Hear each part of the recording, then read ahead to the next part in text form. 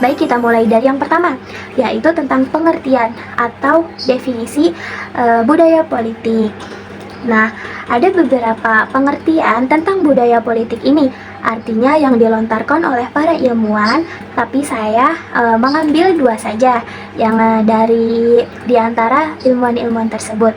Yang pertama dari Gabriel Almond, ini yang paling populer ya teman-teman, bahwa budaya politik secara umum dapat diartikan sebagai pola tingkah laku individu dan orientasinya terhadap kehidupan politik yang dihayati oleh para anggotanya sebagai sistem politik. Jadi ada dua penekanan oleh Almond di dalam definisinya itu, yaitu pola tingkah laku dan orientasi. Jadi bagaimana tingkah laku atau perilaku individu dalam sebuah sistem politik, dalam sebuah negara, dan bagaimana orientasi mereka terhadap kehidupan politik di dalamnya. Nah, itulah yang merupakan budaya politik. Yang kedua, saya mengutip dari Larry Diamond yang menjelaskan bahwa budaya politik adalah seperangkat keyakinan, sikap, nilai, ide, sentimen, dan evaluasi suatu masyarakat tentang sistem politik negeri mereka dan peran masing-masing individu dalam sistem itu. Nah, definisi ini lebih luas dari yang pertama. Jadi budaya politik itu bicara tentang keyakinan, bicara tentang sikap, nilai, ide, dan seterusnya. Karena dari budaya politik itu juga memang luas ya, karena budaya sendiri itu pengertiannya memang luas. Dulu misalnya mungkin pada saat di SMA atau di tempat manapun, bicara tentang budaya atau belajar budaya kadang-kadang lebih penekanannya pada yang sifatnya produk. Ya, kalau kita bicara tentang budaya, bicaranya tentang produk, kesenian, hasil karya manusia, dan lain sebagainya.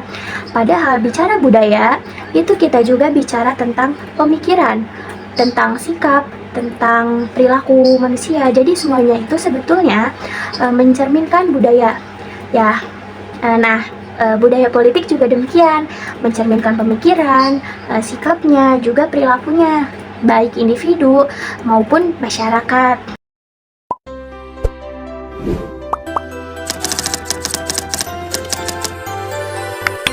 Politik. Apa saja tipe-tipe budaya politik? Ini lagi-lagi oleh Almond. Saya mengutip dari Gabriel Almond. Ada 3 budaya politik. Ada 3 atau political culture. Yang pertama adalah budaya politik parokial atau parochial political culture. Nah, ciri dari parochial political culture ini adalah tingkat partisipasinya yang sangat rendah. Nah, biasanya ini ada di masyarakat terpencil, masyarakat tradisional. Kalau kita sering datang ke daerah-daerah terpencil, ke daerah kampung, daerah dusun, itu umumnya mereka tuh tidak begitu tidak begitu ingin berpartisipasi secara politik. Bahkan mereka cenderung tidak peduli, cenderung mengacuhkan saja tentang hal-hal yang berbau politik. Nah, ini parokial ya teman-teman. Kemudian yang kedua adalah budaya politik kaula atau subject political culture. Nah, budaya politik kaula ini dibandingkan dengan parokial sudah relatif maju, baik dari segi sosialnya, ekonomi, ada diferensi atau mulai ada perbedaan ekonomi, sosial, dan seterusnya. Kalau di parokial biasanya homogen, tapi mereka juga masih bersifat pasif dalam partisipasi politiknya. Jadi lebih memperhatikan diri mereka sendiri gitu ya, belum ingin berpartisipasi secara politik. Nah, ini biasanya di sini aku selalu pakai bahasa biasanya untuk menunjukkan bahwa itu tidak mesti. Biasanya yang model seperti ini tuh ada di masyarakat antara desa dan kota atau mungkin kota-kota pinggiran. Mereka lebih maju daripada parokial, tapi masih pasif. Dan yang terakhir, yang ketiga adalah budaya politik partisipan political culture. Nah, inilah budaya politik yang ditandai dengan kesadaran politiknya yang tinggi, kesadaran masyarakat di dalam masyarakatnya tuh sudah tinggi, kesadaran masyarakatnya tuh sudah tinggi gitu. Mereka tuh punya kesadaran untuk ikut serta dalam proses politik dan lain sebagainya. Nah, biasanya model atau tipe budaya politik partisipan ini ada di masyarakat perkotaan. Seperti Jakarta mungkin ya, umumnya masyarakat perkotaan itu lebih peka, lebih sadar mengenai politik dan hal-hal yang berkaitan dengannya. Nah, inilah tipe budaya politik menurut Gabriel Almond. Nah, biasanya kemudian orang ingin menjelaskan kalau gitu ini masyarakat ini masuknya di tipe yang mana? Masyarakat itu maksudnya di tipe yang mana?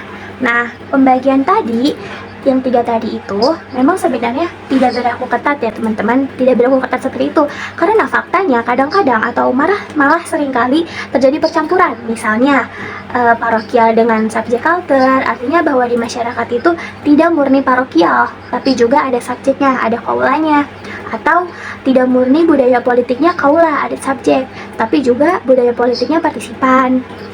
Atau juga bisa jadi ada parokial partisipan counter, artinya bahwa tipe 3 yang tadi itu sebetulnya hanya untuk menjelaskan kalau masyarakat kecenderungannya seperti ini, maka inilah tipenya. Seperti itu ya teman-teman. Kalau keberadaannya ya bisa jadi di sebuah tempat masyarakatnya itu menunjukkan hal-hal yang berbeda atau campur tadi itu. Nah, demikian pula ketika pertanyaan itu dilontarkan kepada masyarakat Indonesia. Masyarakat Indonesia ini masuk tipe budaya politik yang mana? Akan sulit untuk memastikan karena ya pada faktanya masyarakat Indonesia yang majemuk dan luas itu juga sangat mencerminkan percampuran budaya politik tadi. Bisa jadi ada yang partisipan, ada yang parokial tadi, ada yang subjek tadi.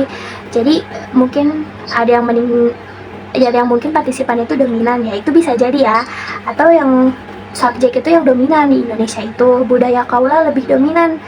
Kalau misalnya melihat begitu kuatnya primordialisme, patrionalisme di kalangan politik Indonesia, mungkin orang beranggapan subjek political culture di Indonesia itu sangat dominan.